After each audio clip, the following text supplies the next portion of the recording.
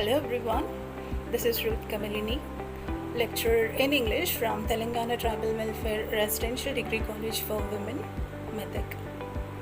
So welcome to my English class. Today I'm going to teach you what idiomatic expressions are and how to make use of them. What is an idiomatic expression or what is an idiom? I'll give you an example. It rained cats and dogs. Once again, it rained cats and dogs. Have you ever seen cats and dogs being rained? No. So what is this sentence? What does it mean? It meant to say that it has rained heavily.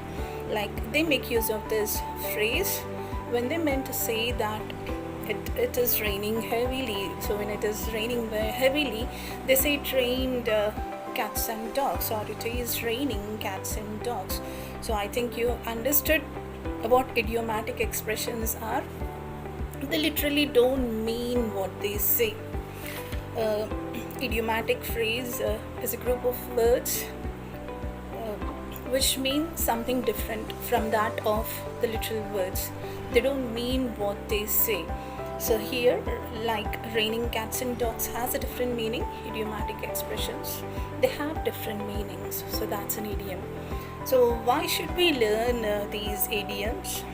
Like they are used to enhance our writing and speaking skills. They make us look more learned, and it would be easy for us if we have a knowledge of them. When somebody uses them, we would be able to understand them much easily. And also they are used to express abstract ideas in a very simplified manner. The listener or reader can very easily understand the point of view of the speaker or the writer.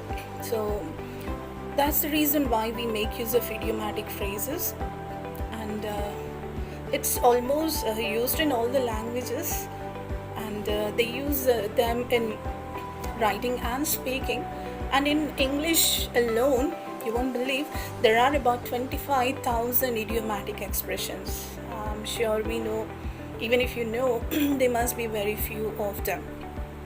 So today I'm here to teach you some of the idiomatic expressions which you can make use of. So let's begin. Our first idiomatic expression is once in a blue moon. Before we get into the idiomatic expressions, I would also like to say that these expressions have an origin. Like in the initial state, like when people first started using them, they were taken for their literal meaning. I'll give you an example. Like we have an idiomatic expression called as spill the beans. Spill the beans. The meaning of this one is to reveal a secret. But do you know how it came into existence? Like spilling the beans, there was an old voting method where several jars were placed, and people, after they have cast their vote, they have to put a bean into one of the several jars, indicating the candidate they have favored. So in this way, like in olden days, they used to know before the result was announced. Like the jar that spilled the beans first was expected, the candidate was expected to be the winner of the elections. So over time they stopped using this method of voting, but the idiom, it became a figurative word, and we use it today as an idiomatic expression to mean to reveal a secret. Like this, almost all the idiomatic expressions, they have their origin, and some idioms, they're also used in the literal sense. So let's begin. We'll see what the first one is. The first one is once in a blue moon. So once in a blue moon means a rare occurrence, something which happens very rarely. Like even this idiom, once in a blue moon, it is the phrase refers to the occurrence of the full moon once in 32 months. So it's a very rare occurrence. So now we use that phrase to something that means something that occurs very rarely. So once in a blue moon, something which happens very rarely or something which occurs very rarely. I'll give you an example for you to understand in a much better way.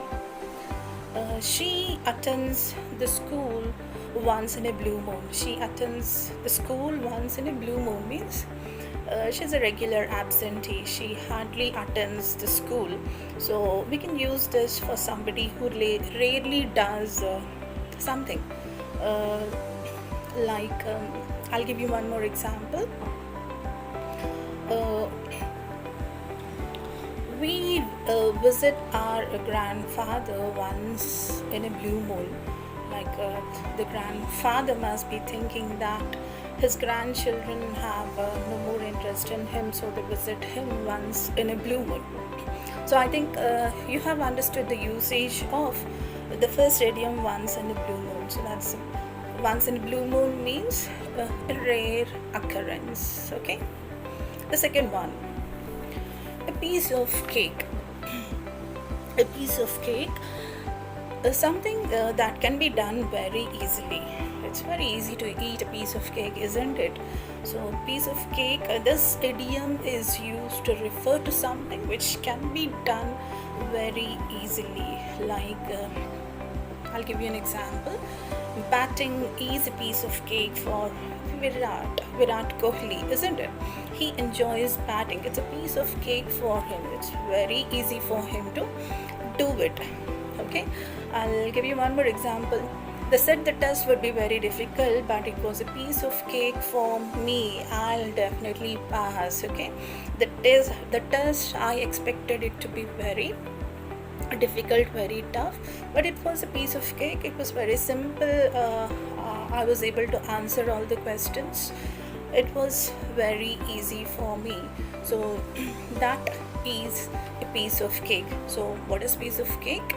We use this idiom when we meant to say that something is very easy to do. Okay. So next one, the third one is an arm and a leg. So an arm and a leg means we use this when we refer to something that is very expensive, that is very costly. It is beyond something that we can afford. Okay, so when something is very expensive, like a big bungalow or a visit to any places like world tours, all this would cost an arm and a leg for us, isn't it? I'll give you an example for better understanding. It had costed her an arm and a leg to buy that dress. Okay, the dress was so expensive. You know, some dresses are very expensive, like the wedding dress of Deepika Padukone is about 12 lakhs. Okay, and some dresses are in millions too. Okay, so for somebody from middle class, buying a costly dresses would cost them an arm and a leg. Okay, I'll give you one more example. That luxurious farmhouse would cost me an arm and leg. Okay, if I want to buy a luxurious farmhouse, it would cost me an arm and leg. Means I have to give up many things to buy that. So it's very difficult it's very expensive to buy that farmhouse, luxurious farmhouse. It would cost me an arm and leg. Hope you got it right. So the fourth one is thrilled to bits. So I think you understood what the idiom meant. Thrilled to bits. You're extremely happy, you're delighted, you're very happy, you're very pleased, you're very much excited. So when something happens and something good happens to us, we are thrilled to bits. We are so happy that we are thrilled to bits. Okay, like I give you an example. She was thrilled to bits when she was selected for Bharat Darshan. Okay, it's a rare opportunity where only one from the college gets. So she was thrilled to bits when she got an opportunity to, when she was selected for Bharat Darshan. Okay, he was thrilled to bits when he received a surprise gift from his friends. He was thrilled to bits when he received a gift from his friends. Like it was a surprise for him. He didn't expect it. So when you get something when you don't expect, you're thrilled to bits, isn't it? So we use this idiom, thrilled to bits, when we meant to say that we are overwhelmed, we are very happy, we are very much delighted and excited by what has happened. Okay, so the next one, the fifth one, is a drop in the ocean. A drop in the ocean. So a drop in the ocean is a very tiny part of something very big, a very small part of something very big. Here a very small amount compared to the amount needed or expected. Okay, a drop in the ocean, you can just imagine the size of the drop in the ocean. So it's extremely small, isn't it? So the small donation made by him was a drop in the ocean. The small donation, he tried to help the poor. He made a small donation. The small donation made by him was a drop in the ocean. I remember what Mother Teresa said when she was asked about her work, her commitment to her work. You know what she said? She said the beautiful lines from Mother Teresa.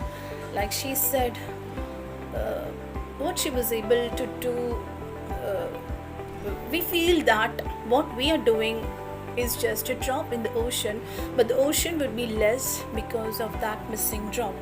So she said, what we are doing, we feel that it is just a drop in the ocean, but if we think it's just a drop and if we stop doing it, the ocean would be missing that drop of that drop.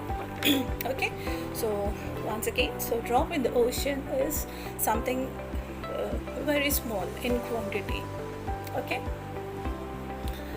the next one, go the extra mile. Go the extra mile, doing much more than required. Doing much more than required, giving much more than required is going an extra mile. Like last year when there was COVID, like we have seen the suffering of the migrating workers. Like they were not able to get back to their places, and many they have come forward trying to do what all they could do. And we can remember one figure whom we say that is the real life hero. I think you have guessed him, his Sonu Sood. So we can say that Sonu Sood went the extra mile to lend a helping hand to the needy during the lockdown period. Like what did he do? We all know. He arranged vehicles like buses, trains, even flights to take people back to their native places. And I heard that he raised about 10 crores by mortgaging his properties. So what he did was, like, he went an extra mile. Like many have come forward to help the people, but he went an extra mile. He was ready to sacrifice his comforts for the sake of people. So he went an extra mile to help the people. So that is the meaning of go the extra mile, that is doing much more than required. Next one, let the cat out of the bag. Let the cat out of the bag. So the meaning of this idiom is revealing a secret. Like spill the beans, which we have learned about in the beginning. This also meant revealing a secret. Like revealing a fact which was hidden till then. Revealing a fact which was hidden till then. I'll give you an example. Joe let the cat out of the bag about my surprise birthday party. Like they were arranging a surprise birthday party, and the person, he let the cat out of the bag. He revealed the secret. Okay. So another example. She has finally let the cat out of her bag and told her parents her plans of going abroad. Okay, like she was trying to keep things hidden from her parents, but finally the time has come for her to let the cat out of her bag. So finally she let the cat out of her bag by telling her parents that she has plans going abroad. Okay, so that is letting the cat out of the bag. And the next one is working against the clock. Working against the clock, that is not having enough time to do something. You use this idiom when you don't have enough time, sufficient time to do something. So when you're short of time, you use the phrase I'm working against the clock. Whereas there is very less time and you have to do a lot of work, then you say I'm working against the clock. So here I'll give you an example. I'm really working against the clock. I must hurry because I'm late. I'm working against the clock. Another example, with her exams scheduled the next week, she was racing against the clock to finish her preparations. Okay, so the exams are in the next week. There was very short period for her to complete a lot, so she was racing against the clock. She was racing against the clock to finish her preparation. One more example for better understanding. The team was working against the clock to finish the project on time. Like they were very near to the deadline, so they were working against the clock, okay, to finish the project on time. Okay, hope you understood what working against the clock is. And the next one is on cloud 9. I think you heard this a feeling of being on cloud 9. So when do we feel like we are on cloud 9? When we are extremely delighted, when we are very happy by something, we say I am on cloud 9. Okay, the feeling stays with us for some days or even weeks. When you achieve something, when you get something, when you are happy about something, that feeling, that ecstatic feeling remains with you for some days or weeks, and you say I am on cloud 9. You're not able to come down off it. Okay, so what is being on cloud 9? It is a feeling of well-being or elated or feeling elated.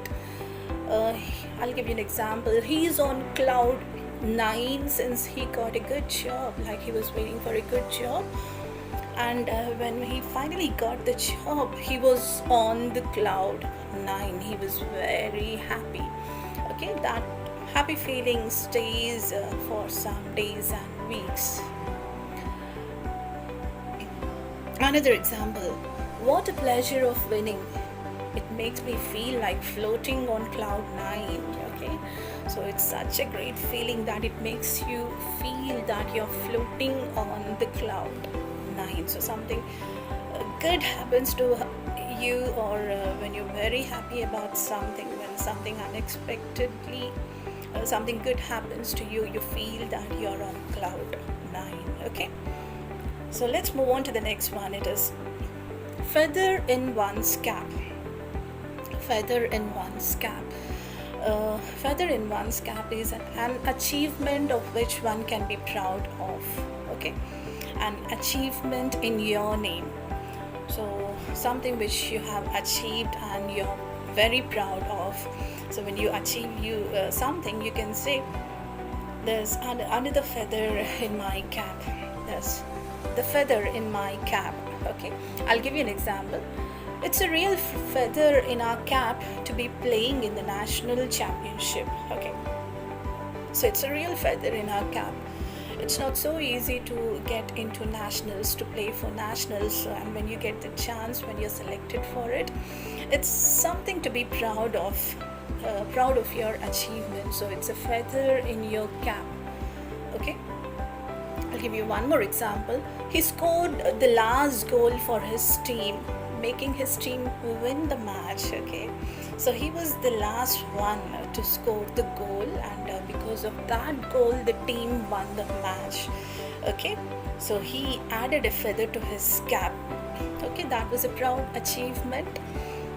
He made his team win the finals, get the cup. So he added a feather to his cap. So when you achieve something, when you get something, you use this phrase, a feather in one's cap. Okay, next one. Beat black and blue. Beat black and blue means battering someone so badly that his face becomes black and blue. Okay, he's covered with bruises all over his body.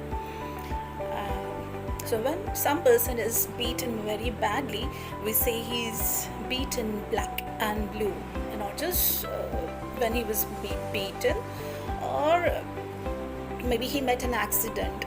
Okay, anything because of which his face has become blue and black, we use this phrase. We say I'll give you an example. When he was hit by a car, his face was black and blue. When he was hit by the car, his face was black and blue. Another example, he was beaten black and blue by the crowd when they came to know that he misbehaved with the girl. Okay, when the crowd came to know that he misbehaved with the girl, they couldn't control themselves and they bet the man black and blue. There were bruises all over his body. Okay, so that's the meaning of the idiom black and blue. Next one, in the blink of an eye, like you know how quickly you blink your eyes, fraction of seconds, isn't it? So in the blink of an eye, so something that happens very quickly. So we use this phrase when we meant to say that something happened very quickly. Example, almost in the blinking of an eye, everything we owned had gone forever. So if you remember tsunami, it came in fraction of seconds, it carried away the property, everything along with it. So in a blink of an eye, they lost all that they had. I'll give you one more example. Life can change in the blink of an eye. We never imagined that we would move around with masks on our faces, isn't it? Life has changed in a blink of an eye. Like we never thought that we would have to cover our faces with a mask one day. Okay, so life has changed in a blink of an eye. Okay, so something that happens very quickly is the meaning of the idiom, the blink of an eye, right? The next one, birds of same feather flock together. Okay, so birds of same feather flock together. So people who are similar in many ways, have common understandings or common interests, they can easily get along. So when we see people, like we usually prefer people who are like us, isn't it? So we can easily get along with people who are like us. So we can say that birds of same feathers flock together. I'll give you an example. John and James are sports enthusiasts and are often found together, like because the two boys were sports enthusiasts, they were always found together. Okay, so they had a common interest, that is sports, and that made them get along very easily. We can become good friends with the people who share common interests with us. So we use this idiom when we meant to say that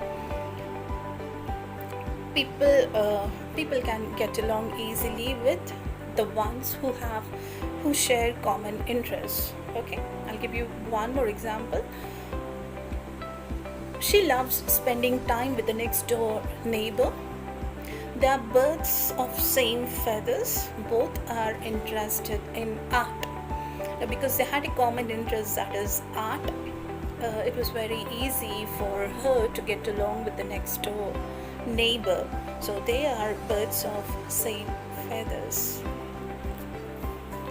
Let's see the next idiom. It is keep at arm's length. Keep at arm's length. So what is keeping at arm's length?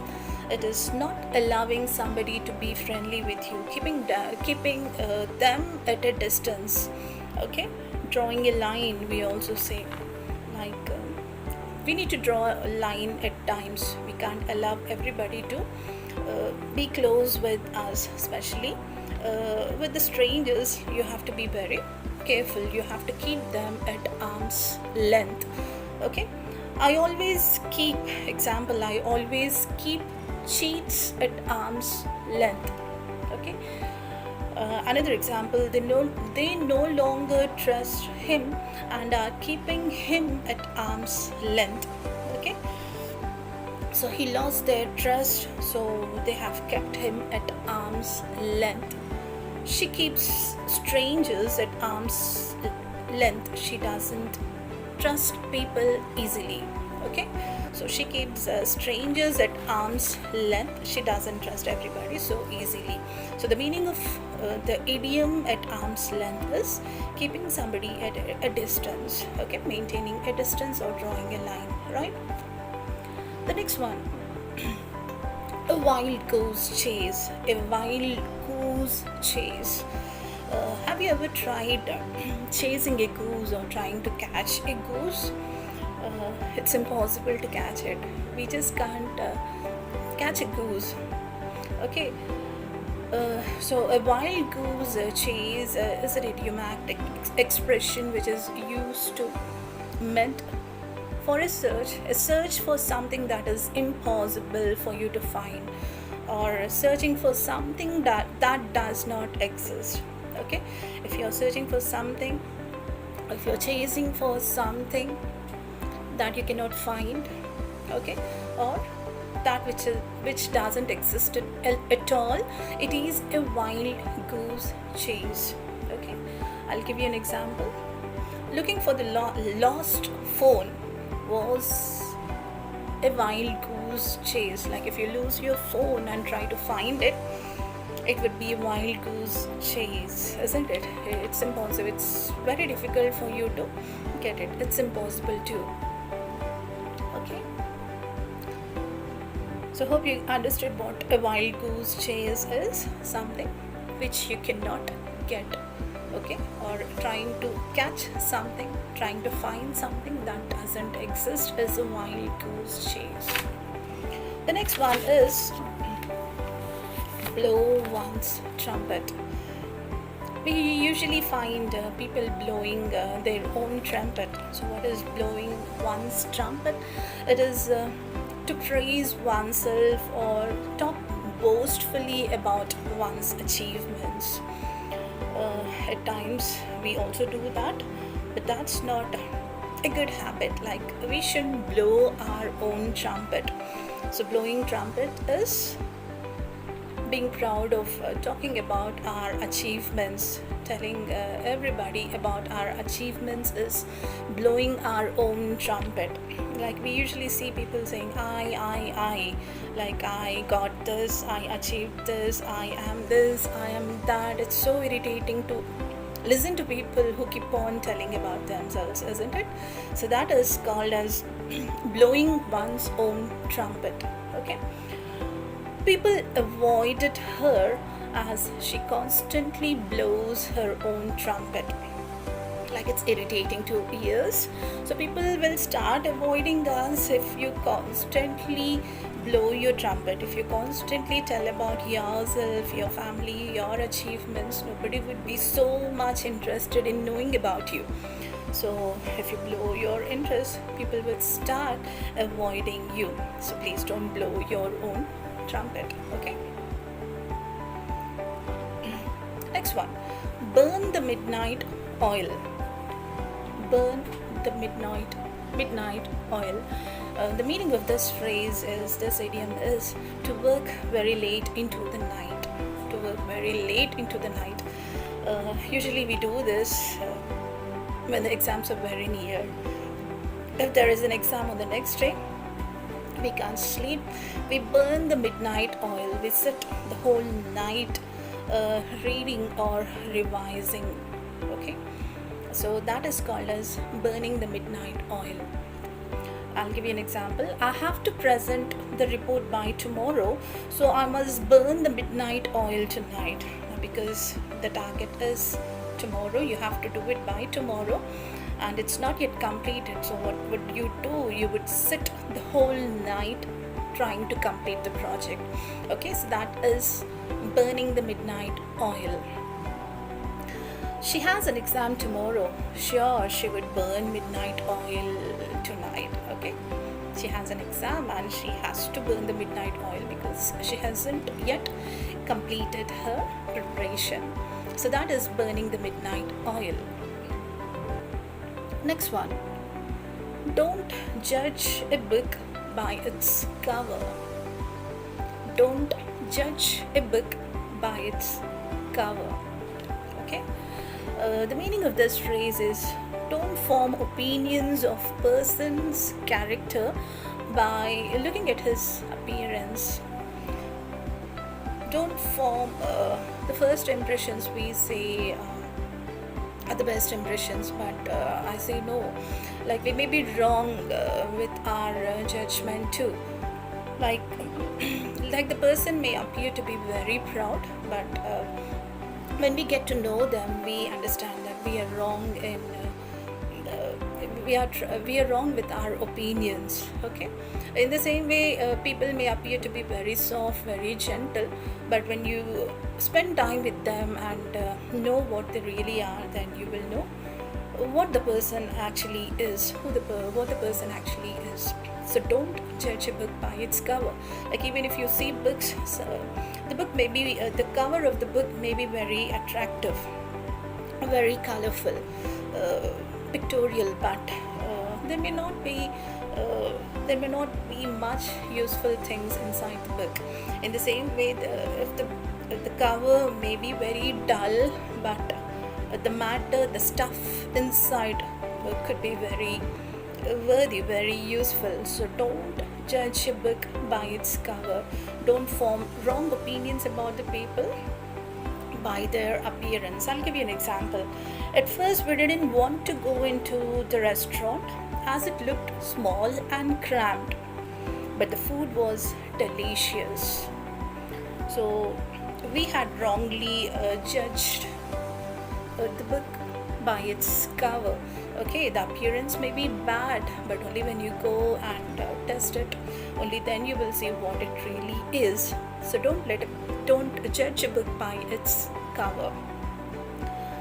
Another example, I thought she was a very proud woman, but I was wrong. I judged the book by its cover.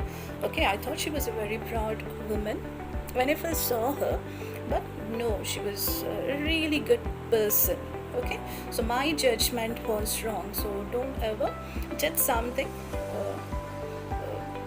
by its cover. Okay, next one. Step into someone's shoes. Step into someone's shoes. To take on a particular role or task that someone else has been doing till then, or to take over someone's job. Stepping into someone's shoes is doing what the other person has done till then. Okay, I'll give you an example. She's retiring, and it won't be easy to find someone who can step into her shoes. She's so efficient that it wouldn't be easy to find someone as efficient as her to step into her shoes, or to do what she has done till then. So that is stepping into one's shoes. I'll give you one more example. I don't want to step into her shoes, though the pay would be better, as I don't want all that stress. Like, it's a very stressful job. So stepping into someone's shoes is like taking all that risk. So that is the meaning of stepping into someone's shoes. Okay, hope you understood it. The next one is burn the candle at both ends. Like, what happens if you try to burn the candle at both ends? It gets exhausted very quickly, isn't it? So in the same way, burning the candle at both ends is used when you're trying to do many things in too short a period of time. The time is very short and you're trying to do too many things, so you're exhausting yourselves, you're exhausting your energies or resources by leading a hectic life. So that is burning the candle at both ends. I'll give you an example.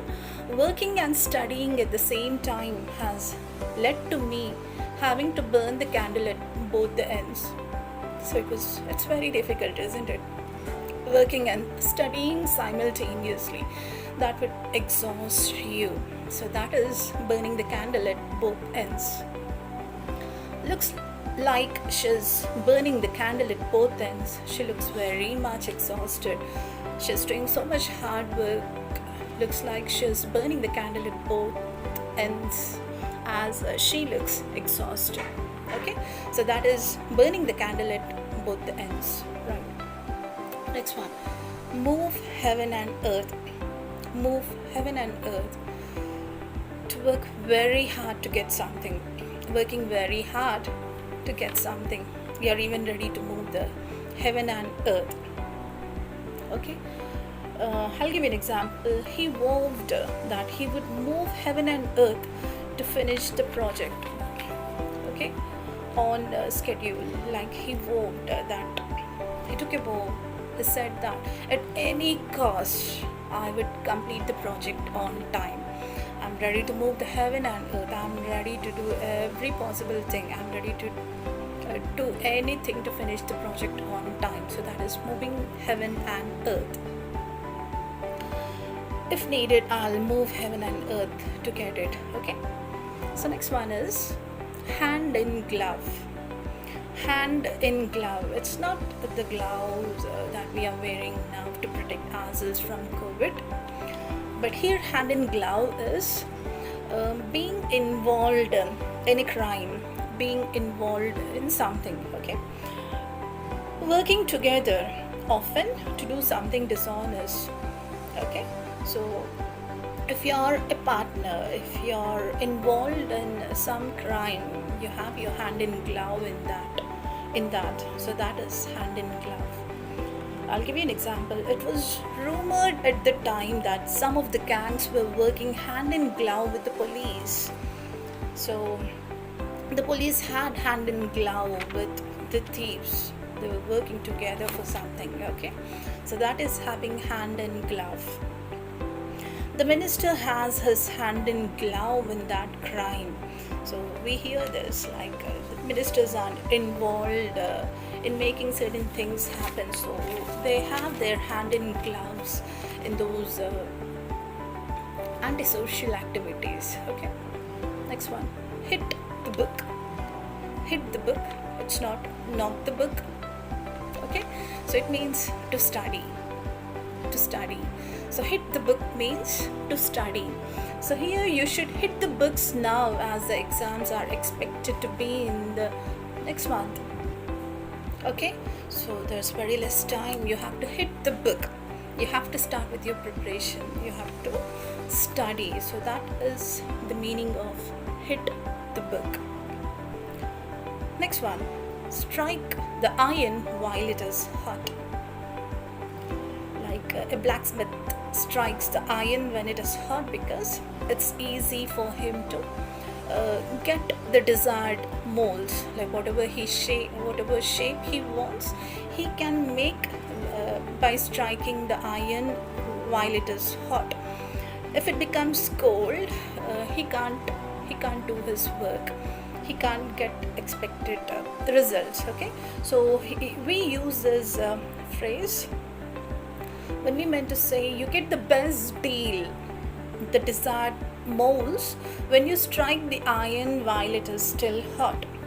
The phrase talks about making good use of a situation to mold it as per one's own needs. Okay, we have to make good use of the situation and take the best of it, take advantage of favorable circumstances while they last. So it is taking advantage of the circumstances when they are available, or take advantage of an opportunity as long as it exists. Okay, so that is striking the iron while it is still hot. I'll give you an example. You wouldn't get such offers in Amazon again. Strike the iron while it is hot. The offers may not be after this festive season, so make best use of it, avail the opportunity. So strike while the iron is hot is nothing but availing the opportunity when it strikes your door. Okay, making best use of the circumstances, the situations when they are in our favor, right? That is striking the iron while it is still hot. Next one, hold your tongue. Hold your tongue. Okay, we use this when we want the person to stop saying something. Okay, stopping oneself from saying something is holding one's tongue. Right, when she said that she was very honest, I had to hold my tongue because I know how craftily she can deceive people. I know her, but when she told about herself that she was a very honest person, I had to hold my tongue at that moment because that would give a wrong impression to her. That would spoil the environment over there. So I had to hold my tongue. I shouldn't tell anything there at that moment. So that is holding your tongue. My mom asked me to hold my tongue when I was shouting at my sister. Okay, so my mom asked me to hold my tongue when I was scolding or shouting at my sister. So that is holding your tongue. Stop saying something. Okay, right, next one. It's sixes and sevens. So we have our next phrase. It's sixes and sevens. So everything in a state of complete disarray and confusion, in a complete mess or disorder. When something is in disorder, when something is in mess, we say it is at sixes and sevens. The classroom was at sixes and sevens in the absence of the teacher. So the room was in disorder. The chairs, the tables, they were not in their places. Like the students threw everything, they threw everything here and there. The bags were not in the place that they have to be. So everything was in disorder. So everything was at sixes and sevens. Another example, without the main character, the show would be at sixes and sevens. There would be a lot of confusion, like people wouldn't be willing to watch if the main character is missing.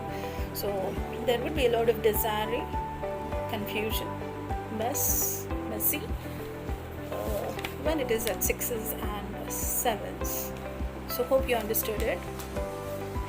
Our next idiom is in the doldrums. In the doldrums.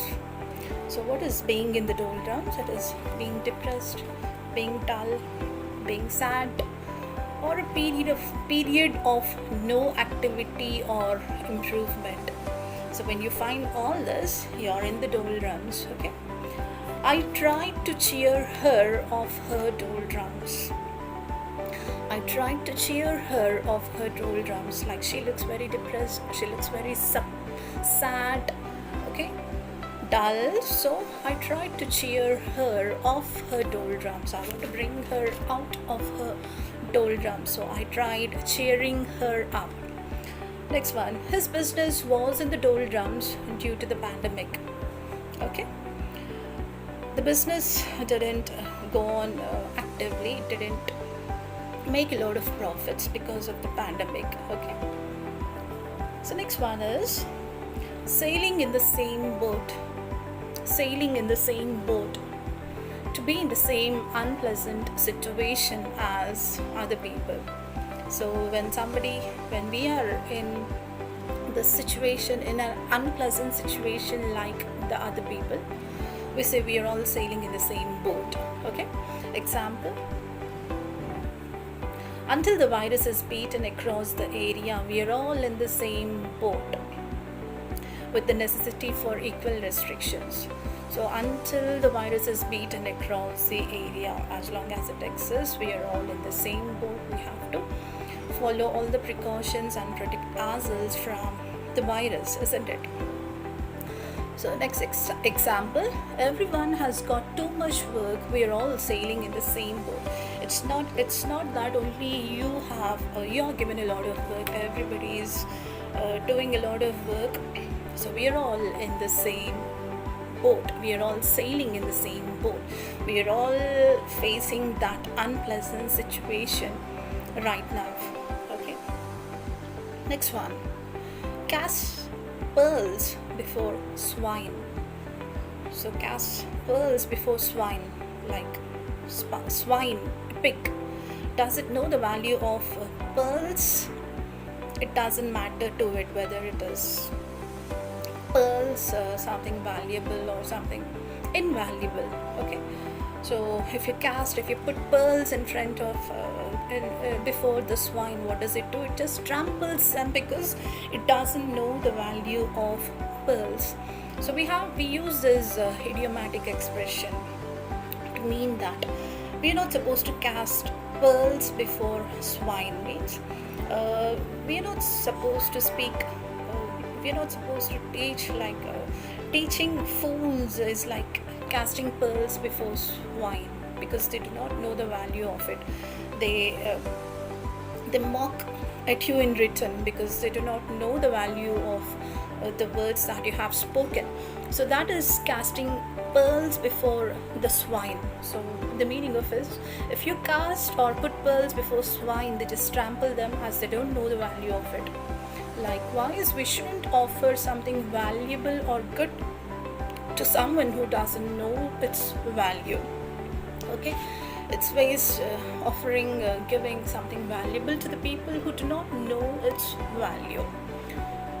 Okay, like don't try to give knowledge to the fools. They don't understand, and in return they just mock at you. Okay, so don't try to educate fools. Don't cast pearls before the swine. Okay, next one: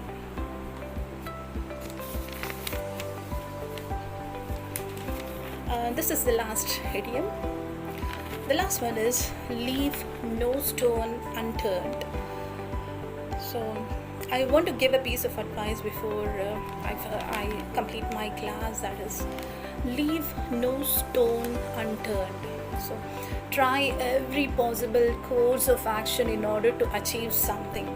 So my advice is try your best in order to achieve something in your life.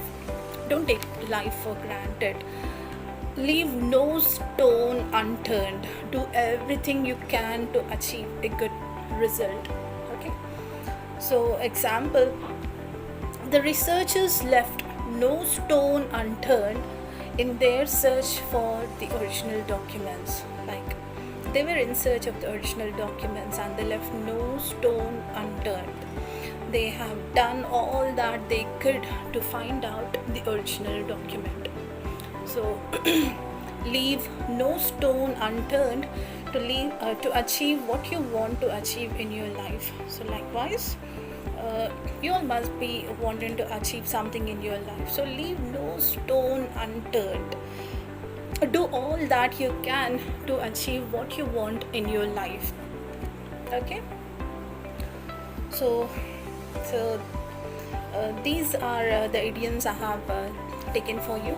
So try using idioms. They help you to express complex ideas in a simple way. or abstract ideas in an easy way. They make you look learned. They make you look learned. People will have a good impression of you, and you don't have to feel embarrassed when somebody uses idioms, idiomatic expressions, and you don't understand them. Okay, so start learning as many idioms as you can. As I already told you, there are about 25,000 idiomatic expressions in English, and the more you know, the more learned you become. So try learning idiomatic expressions and make use of them. Okay, that's for today. Thanks a lot for listening to me, for watching this video. Hope this was useful. Thank you.